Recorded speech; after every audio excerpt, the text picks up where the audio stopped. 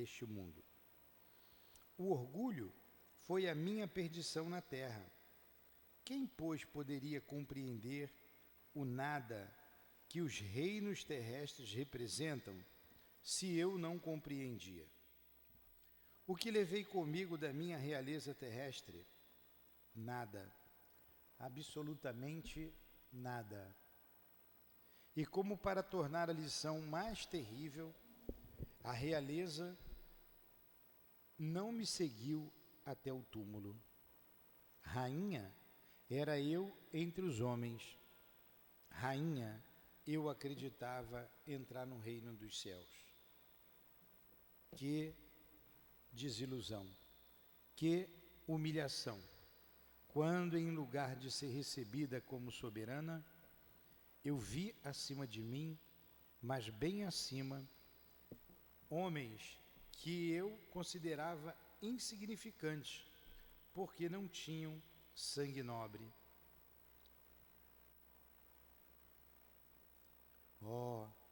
Nesse momento, compreendi a inutilidade das honras e das grandezas que se buscam com tanta avidez sobre a terra. Para se preparar um lugar no reino dos céus, é preciso abnegação, humildade, caridade em toda a sua perfeita prática. Escreve e me dá, por favor. E benevolência para todos. Não se pergunta o que fomos, qual a posição que ocupamos, mas o bem que fizemos, as lágrimas que enxugamos.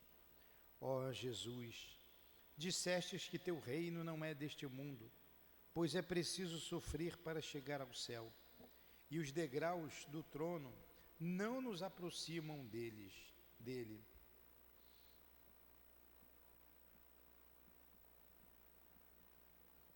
São os caminhos mais penosos da vida que nos conduzem a ele. Procuremos, pois, o caminho entre as dificuldades e os espinhos, e não entre as flores. Os homens correm em busca dos bens terrenos como se pudessem guardá-los para sempre.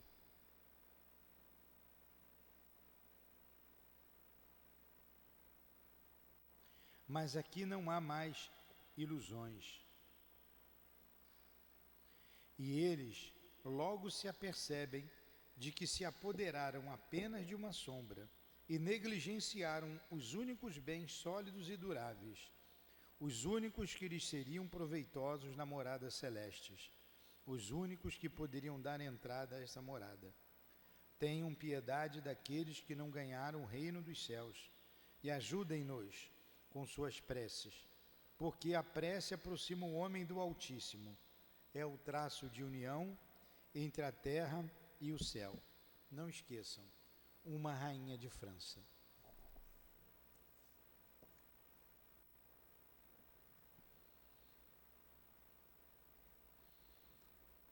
Vamos fazer a nossa prece. Por favor, eu quero o capítulo e o item, não é a página, capítulo e item. Se você tiver, me dá, por gentileza. Vamos fazer a nossa prece. Médico Jesus, mais uma vez nos encontramos reunidos em Teu nome para estudarmos o Teu Evangelho. Abençoe esse momento, envolva-nos em Tuas vibrações de amor, de paz, de esperança. Nós que nos encontramos aqui em nossa casa de amor, encarnados e desencarnados, e aqueles que nos ouvem à distância. Que o perfume das rosas alcance a todos, a vibração de amor chegue a todos. Em nome desse amor, do amor que vibra em nosso ambiente, em nome do nosso amor, Lourdinha, do Teu amor, Jesus, e do amor de Deus, nosso Pai, acima de tudo, iniciamos os estudos da manhã de hoje, com a anuência do altivo, e dos guias desta casa de amor. Que assim seja. Graças a Deus.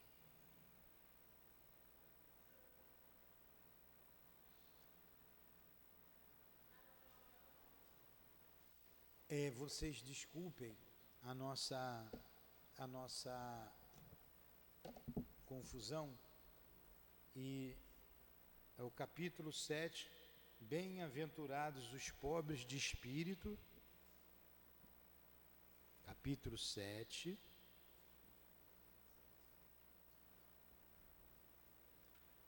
bem-aventurados os pobres de espíritos, o item 7, né? Obrigado. O item 7. O que aconteceu? A gente ficou aqui aflito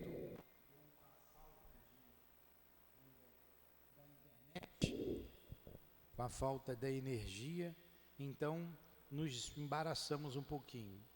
E não dependia da gente. Por isso, ficamos um pouco aflitos. Mas já está tudo bem. Vamos lá, a gente vai compensar a hora um pouco mais. Item 7, capítulo 7, item 7. Bem-aventurados os pobres de espírito. Item 7. Mistérios ocultos aos sábios e aos prudentes. Então,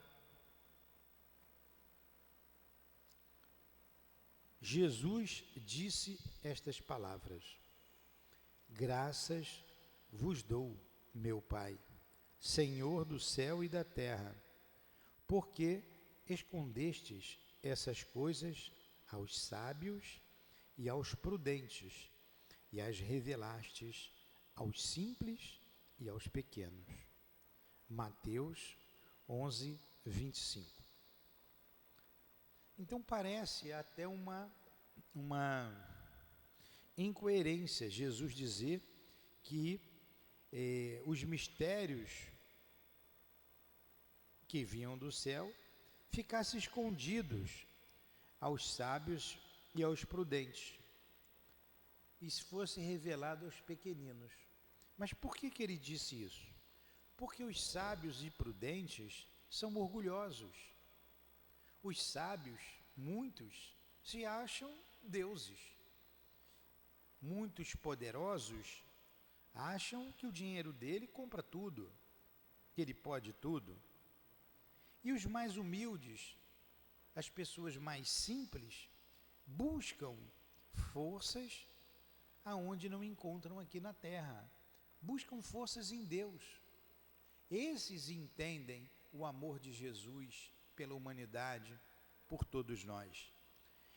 Por isso Jesus disse, foi vedado aos sábios e aos prudentes, simplesmente porque eles não queriam ouvir. Vemos lá os sacerdotes da época, os fariseus, os saduceus, que eram os materialistas, os escribas, que eram amigos dos sacerdotes, dos fariseus, e o povão que entendia, que o compreendia. Aí vem aqui o comentário de Kardec, falando justamente sobre isso. O item 8.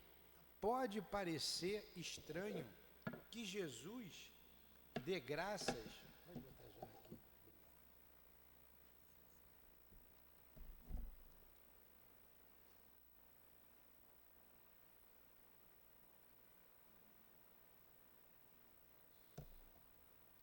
Pode parecer estranho que Jesus dê graças a Deus por haver revelado essas coisas aos simples e aos pequenos, que são os pobres de espírito,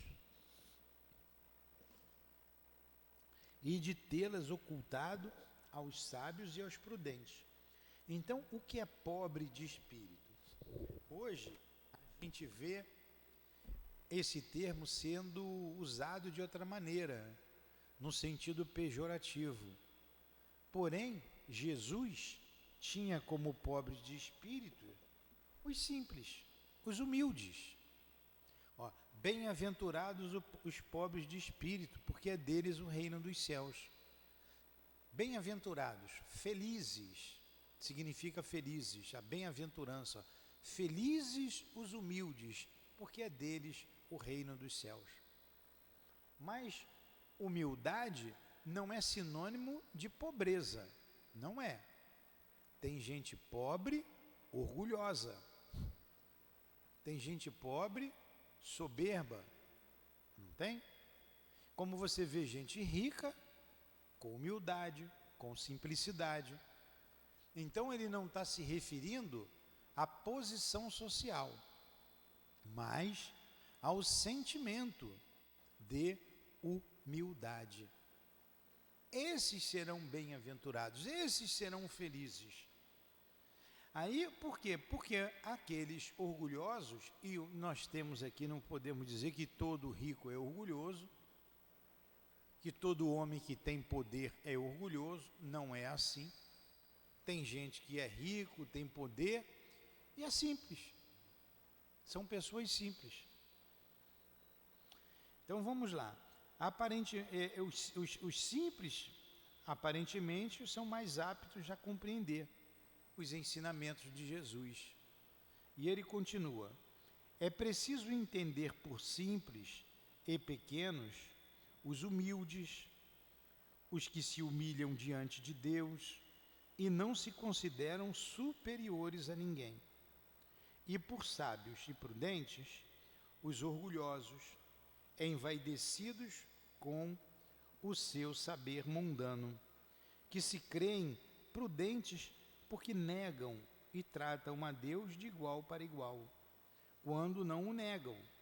Porquanto, na antiguidade, sábio era sinônimo de douto, eis porque Deus lhes deixa a busca dos segredos da terra, e revela-os do céu aos simples e aos humildes, que se inclinam diante dele. Hoje, nós vemos claramente isso, bem claramente isso. Pessoas que querem buscar apenas a ciência, respostas da ciência, esses são chamados doutos, antigamente eram chamados doutos, os homens de ciência. Eles são úteis, claro que são à humanidade, mas muitos são orgulhosos, se acham o próprio Deus, né? Se acham o próprio Deus. Não são todos, não estamos generalizando, é mais comum.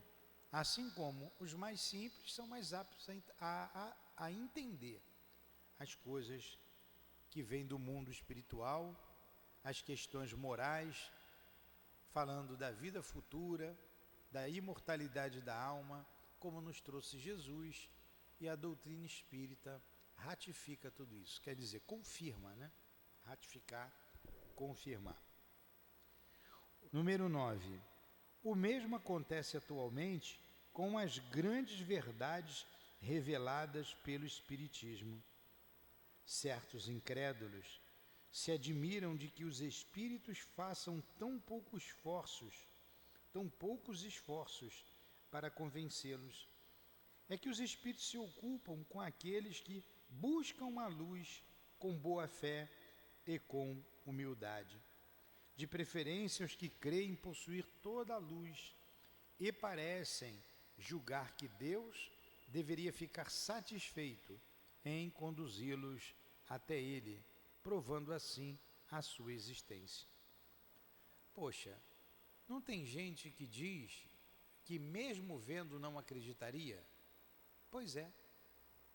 Não adianta aparecer um espírito materializado que ele vai dizer que aquilo é alucinação, que é da cabeça dele. A esses a gente não pode perder tempo, né? Eles com o tempo vão compreender, um dia eles vão compreender. A gente precisa fazer a nossa parte, né? Aí vamos lá. O poder de Deus se revela tanto nas pequenas coisas como nas grandes. Ele não coloca a luz sob o alqueire, quer dizer, botar embaixo da mesa. A luz tem que ficar em cima da mesa, não embaixo. Então Jesus coloca a luz sob o alqueire, já que a derrama em ondas por todas as partes. Alqueire era um móvel. A luz tem que ficar em cima do móvel e não embaixo. É o candeeiro, o lampião, É a mesma coisa, fica no alto. O candeeiro tem que ficar em cima do alqueire. A candeia, né, são termos usados para a luz, para o lampião. Ela fica em cima para iluminar. Então, o ensinamento de Jesus veio para iluminar as nossas consciências. Portanto, são cegos aqueles que não querem ver, que não a veem. Deus não quer lhes abrir os olhos à força, já que eles gostam de tê-los fechados. Chegará a vez deles, mas é preciso que antes sintam as angústias das trevas e reconheçam Deus, e não o acaso, na mão que lhes fere o orgulho. Para vencer a incredulidade, Deus emprega, conforme os indivíduos, os meios que julga convenientes. Não é o incrédulo que deve prescrever o que ele deve fazer ou lhe dizer. Se vós, Deus, quiserdes me convencer, é preciso proceder desta ou daquela maneira, em tal momento e não naquele outro, porque é desse momento que me é conveniente. Aí alguns podem dizer assim, mas Jesus se fez presente a Paulo de Tarso, no caminho de Damasco. Então Paulo, Jesus aparece a ele numa luz que é própria dele, fortíssima, que Paulo, quando olha, fica cego. E Jesus diz a ele, Saulo, Saulo, por que me persegues? Ele não estava sozinho, ele estava com uma tropa, com um grupo, que ia para Damasco para prender um cristão chamado Ananias. De todo aquele grupo, só Paulo se convenceu. Os outros também viram a luz, se assustaram, mas ninguém se convenceu. Disseram que Paulo ficou alucinado. Então Paulo estava preparado para aquele momento. Ele era alguém importante para Jesus, tanto era como o foi, divulgando o Evangelho de Jesus. Um grande trabalhador. Aí continua aqui Kardec. Portanto, que os incrédulos não se admirem se Deus e os espíritos que são os agentes da sua vontade não se sujeitarem às suas exigências. Que pensem no que diriam se o último dos seus servidores quisesse fazer imposição a eles. Deus impõe suas condições, não se submete a elas. Ouve com bondade aqueles que se dirigem a ele, com humildade, e não os que se julgam mais do que ele. Muito bem. Vamos para o número 10. O tempo todo aqui, todos esses comentários de Kardec está falando da humildade. Como ele disse aqui agora no final, ó, Deus impõe suas condições, não se submete a elas. Como é que Deus impõe as suas condições? Pelas leis. As leis morais, as leis naturais. As leis naturais. Por que uma pedra cai e a pedra não vai embora? Não flutua e ela se perde? Por causa da lei da gravidade. Tudo cai na terra, a terra atrai. É lei, lei física, lei feita por Deus. Os 10 mandamentos, um código que vem de Deus, lei de Deus que a gente tem que seguir, por isso que ele impõe. Vamos nos lembrar dos 10 mandamentos? Olha só, já que um guia da casa nos trouxe para relembrarmos os 10 mandamentos e segui-los, vamos só relembrá-los. Primeiro, eu sou o Senhor vosso Deus, que vos tirei do Egito e da casa da servidão. Não terei outros deuses estrangeiros diante de mim.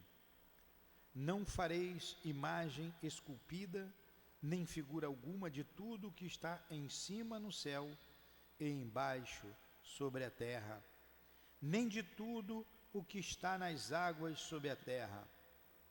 Vós não os adorareis, nem lhes prestareis cultos soberanos.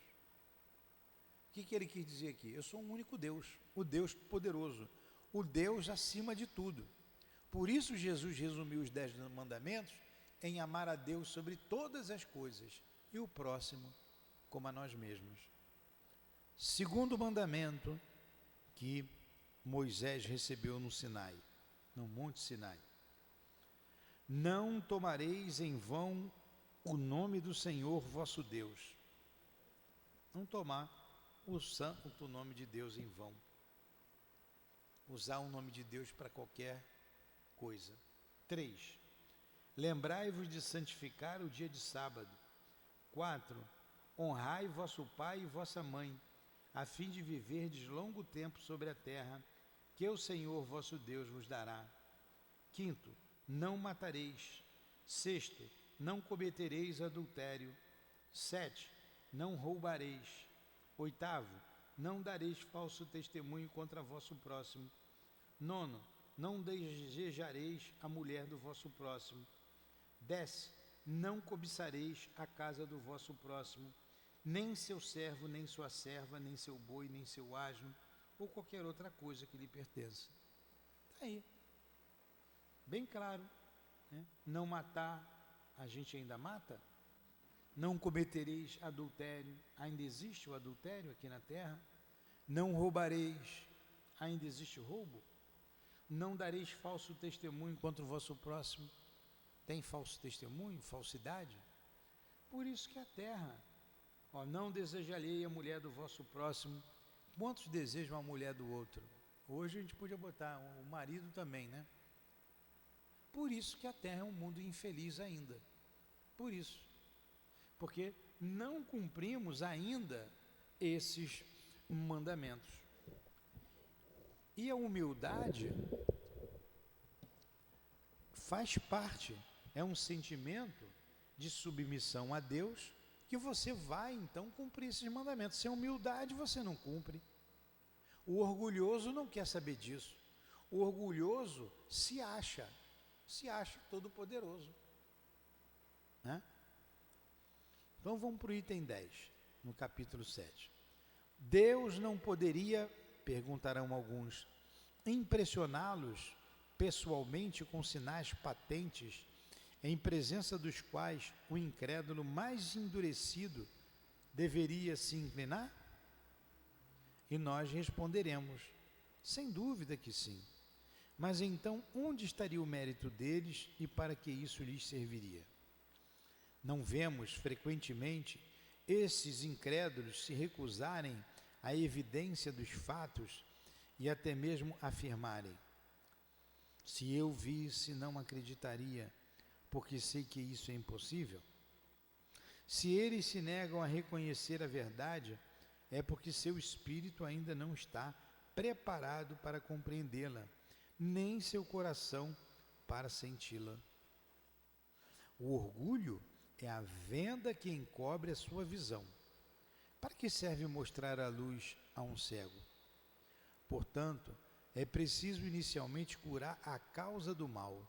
Eis porque, médico hábil, Deus cura primeiro o orgulho. Ele não abandona seus filhos perdidos, pois sabe que mais cedo ou mais tarde seus olhos se abrirão, mas quer que isso aconteça de vontade própria. Quando então, vencidos pelos tormentos da incredulidade, eles se jogarão por si mesmos em seus braços e, como filho pródigo, lhe pedirão perdão. Então, o que Kardec disse aqui no item 10 foi o que nós já falamos. Deus podia se mostrar, olha, eu existo. Sim, patentemente. Mas onde é que estaria o mérito? A gente é que tem que buscar. A gente que vai se desenvolvendo moralmente e intelectualmente. A gente vai crescendo. E assim desenvolvendo em nós a ideia de Deus. E desenvolvendo a humildade, cumprir os mandamentos de Deus. Alguma pergunta? Então vamos lá. Instruções dos espíritos, o orgulho e a humildade. Olha, esse item aqui é tão importante para a gente. Às vezes, ninguém gosta de ser chamado de orgulhoso, né?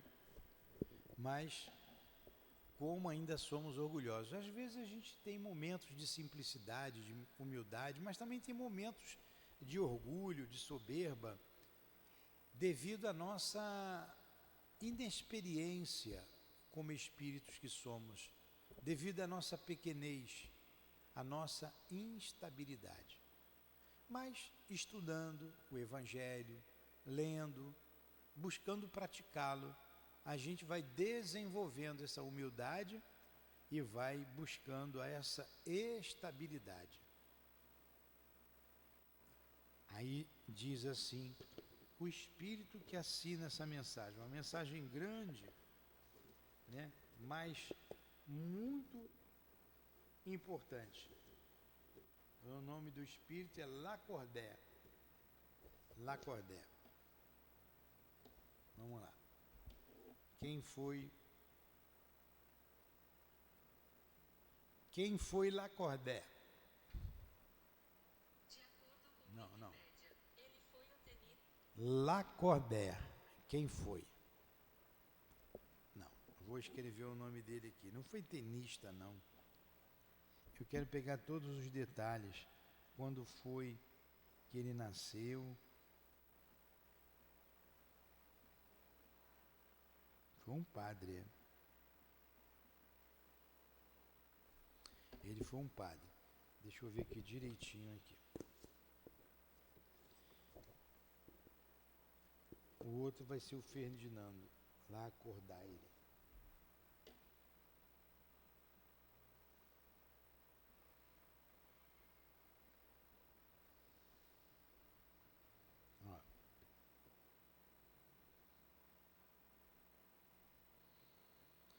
Jean-Baptiste Henri Lacordaire, nascido em 12 de maio de 1802. Isso que eu quero ver. Eu não sei tudo sobre ele.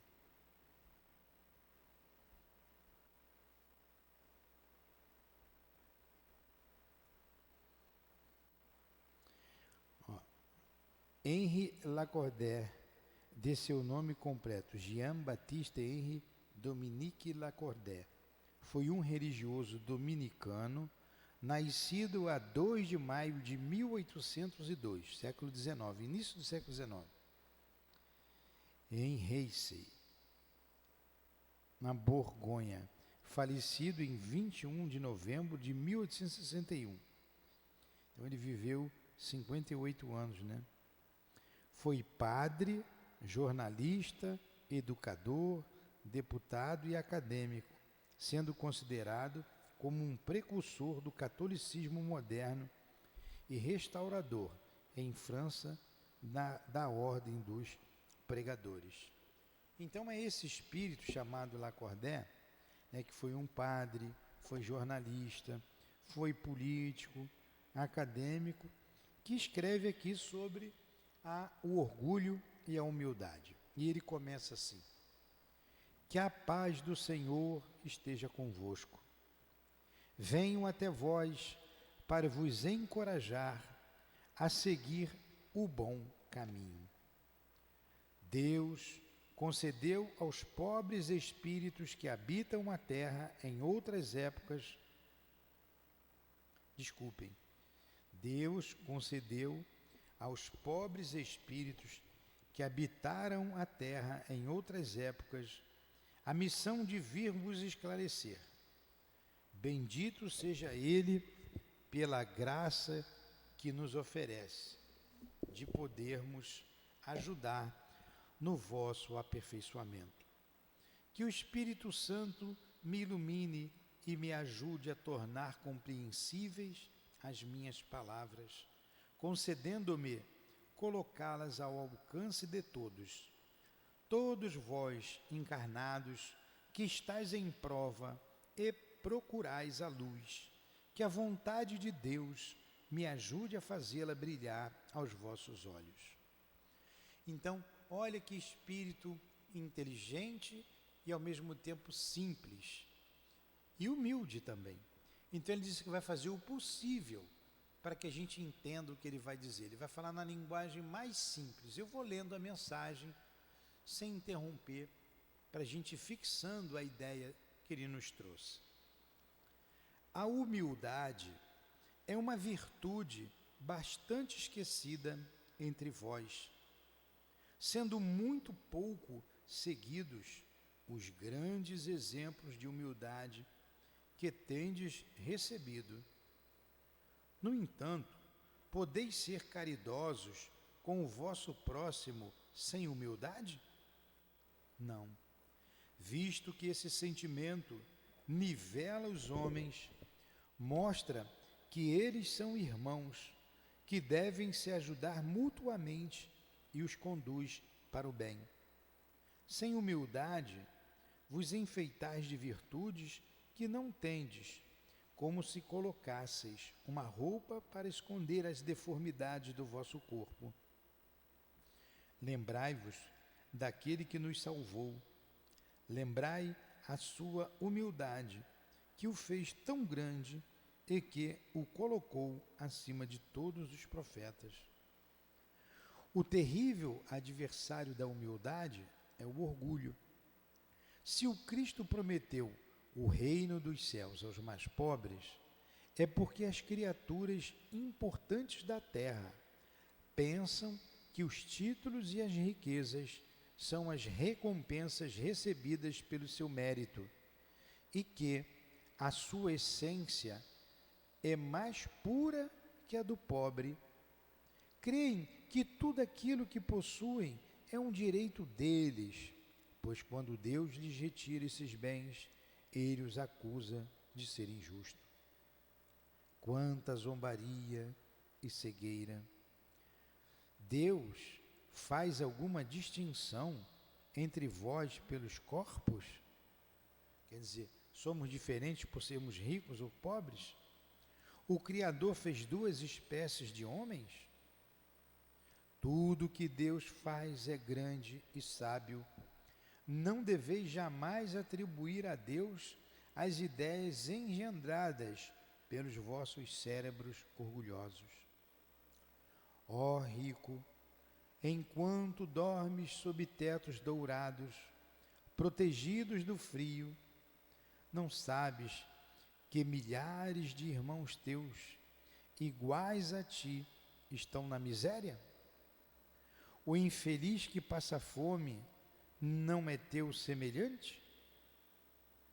Bem sei que ao ouvires essas palavras, o teu orgulho se revolta. Concordarás em lhe dar uma esmola, mas em lhe apertar a mão fraternalmente? Jamais. O quê? Exclamarás eu, possuindo sangue nobre, o quê?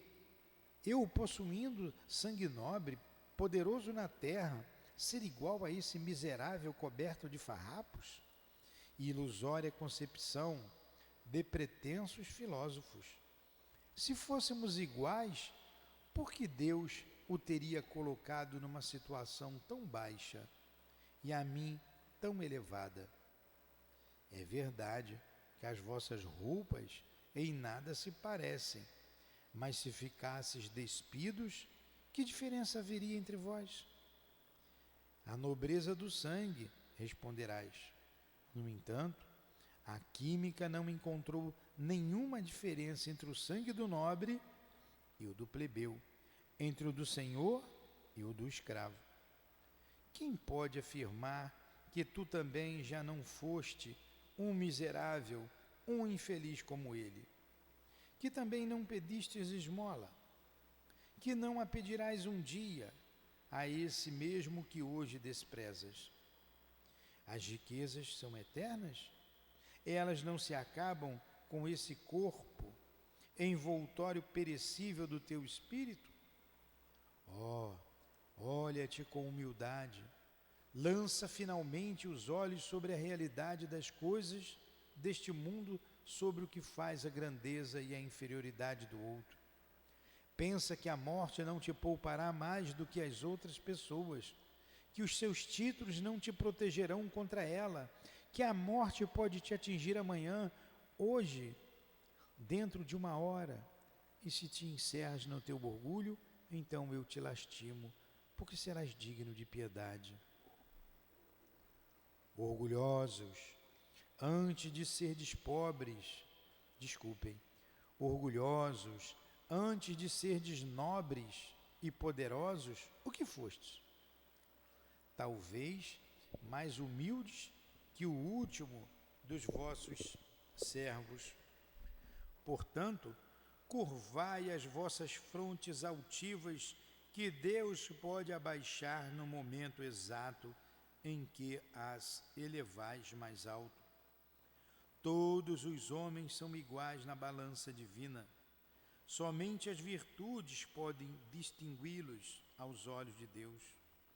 Todos os espíritos são da mesma essência, e todos os corpos são formados da mesma massa. Vossos títulos e vossos nomes em nada os modificam. Eles ficarão. Não são eles que dão a felicidade prometida aos eleitos. A caridade e a humildade é que são seus títulos de nobreza. Olha só o que ele está falando. Não é a riqueza que vai dar a qualidade no reino espiritual, vamos dizer, no reino dos céus. Não é o poder. Vide o que nós lemos lá na página inicial, sobre a rainha de França. Ela diz que rainha, ela era ela entre os homens. Rainha, ela pensou de entrar no reino dos céus.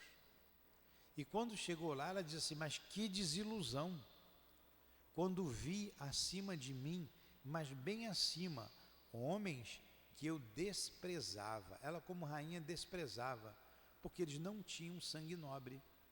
Olha que coisa. Então, ela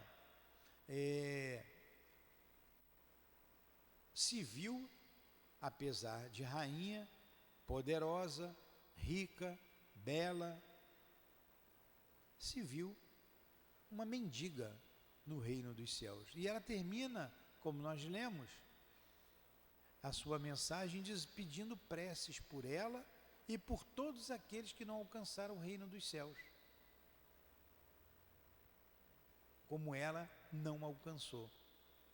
Aí ela diz lá, né, o que precisa para alcançar esse reino dos céus. Nós não lemos? Ela fala da humildade.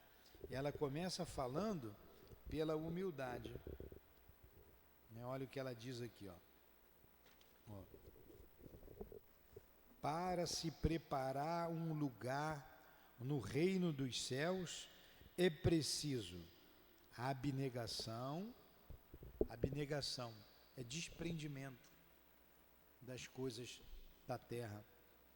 Humildade, caridade em toda a sua perfeita prática e benevolência para com todos. O orgulhoso não é caridoso. O orgulhoso não pode ser humilde, não pode ser caridoso. Nós começamos lendo aqui, né? Não pode haver caridade sem humildade. Por quê? O orgulhoso não é simples, não é humilde. A humildade é uma virtude bastante esquecida, né? Como é que a gente vai ser caridoso se a gente não for humilde? E a rainha de França fala sobre isso, ó. Abnegação, quer dizer, desprendimento, humildade, caridade em toda a sua perfeita prática e benevolência para com todos, sermos benevolentes, quer dizer, compreensivos com as faltas alheias, não julgarmos ninguém. Agora, os homens, como ela fez, ela colocou aqui também, eles correm em busca dos bens terrenos. Está lá no capítulo 2, item 8. corre em busca dos bens terrenos como pudesse guardá-los para si. Mas quando chega após o túmulo, eles não servem de nada, é uma ilusão. A riqueza fica toda aqui na terra. Aí continua aqui a mensagem que estávamos lendo. Pobre criatura, és mãe, ele vai falar de uma mãe. Teus filhos sofrem, têm fome, têm frio, e curvada sob o peso da tua cruz, vais te humilhar para conseguir um pedaço de pão para eles. Oh, eu me inclino diante de ti, como és nobremente santa e grande aos meus olhos. Espera e ora. A felicidade não é ainda deste mundo. Aos pobres oprimidos que confiam em Deus, Ele lhes dá o reino dos céus. E tu, que és tão jovem, pobre criança, consagrado ao trabalho e às privações, por que esses tristes pensamentos? Por que chorar?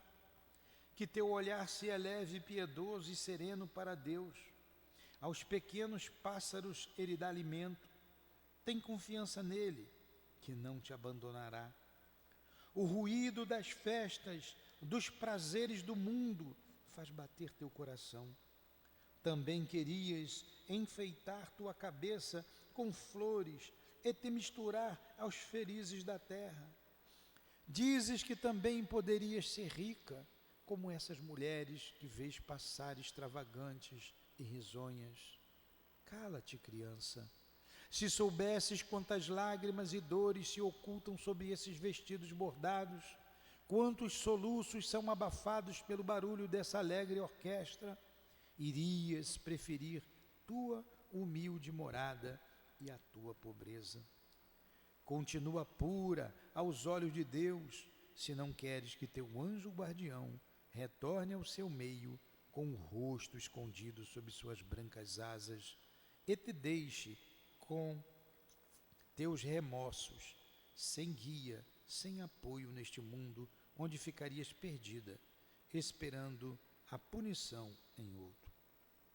E todos vós que sofreis injustiça dos homens, sede indulgentes com as faltas dos vossos irmãos, lembrando que vós mesmos não estáis isentos de erros. Isto é caridade, mas também é humildade. Se sois caluniados, curvai a cabeça ante esta prova. Que vos importam as calúnias do mundo? Se o vosso modo de agir é correto, Deus não pode vos recompensar?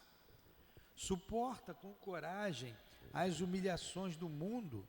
Suportar com coragem as humilhações do mundo é ser humilde e reconhecer que somente Deus é grande e poderoso. Oh, meu Deus, será preciso que o Cristo venha uma segunda vez à terra para ensinar aos homens as tuas leis que eles esqueceram? Deverá ainda expulsar os vendedores do templo que maculam a tua casa, que é um lugar somente de orações?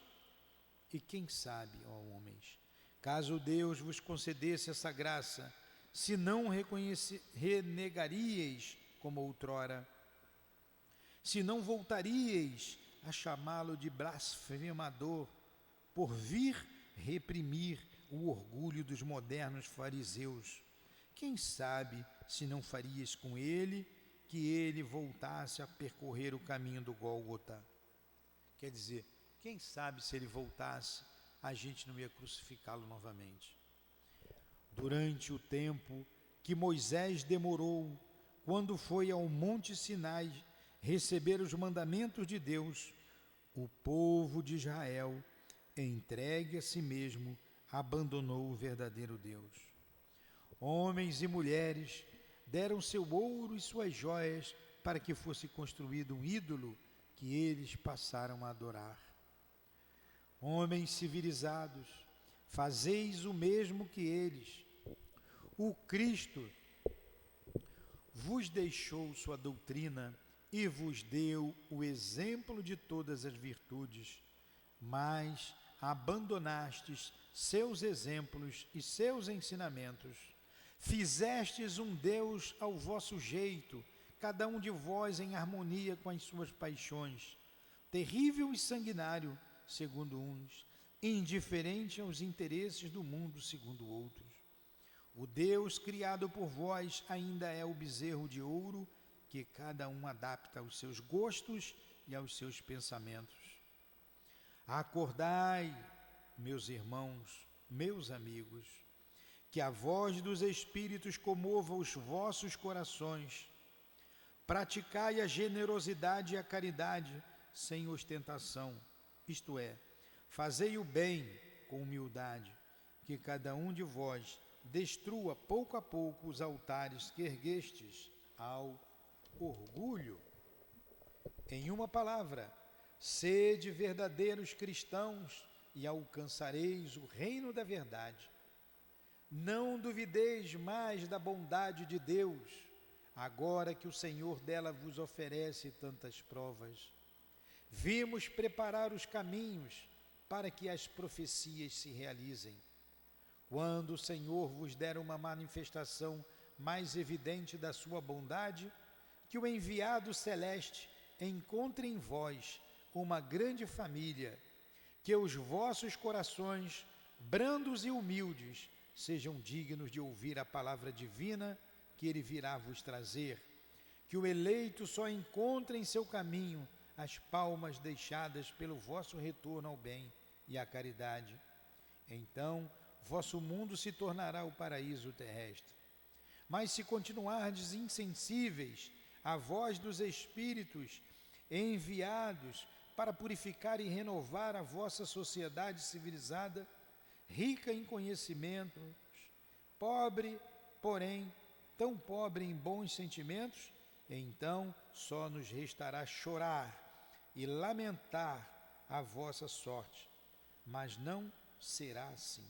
Voltai para Deus vosso Pai, e todos nós, que houvermos servido ao cumprimento da sua vontade, entoaremos o cântico de ação de graças, para agradecer ao Senhor sua inesgotável bondade e para glorificá-lo por todos os séculos dos séculos.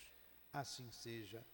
Lacordaire, Constantine, 1863. Aí está, meus irmãos. Uma leitura um tanto quanto longa, porém bastante importante.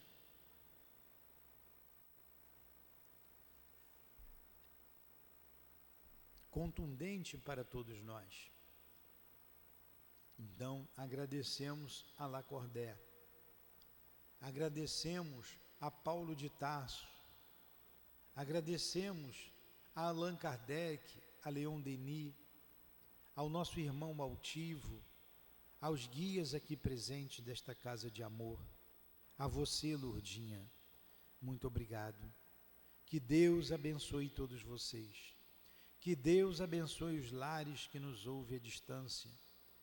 Que Deus nos abençoe. Em nome desses irmãos queridos, da direção espiritual da nossa casa de amor, em nome do amor, do nosso amor, minha querida, do teu amor, Jesus, e do amor de Deus, nosso Pai, acima de tudo, encerramos os estudos da manhã de hoje em torno do Evangelho segundo o Espiritismo. Que assim seja. Graças a Deus.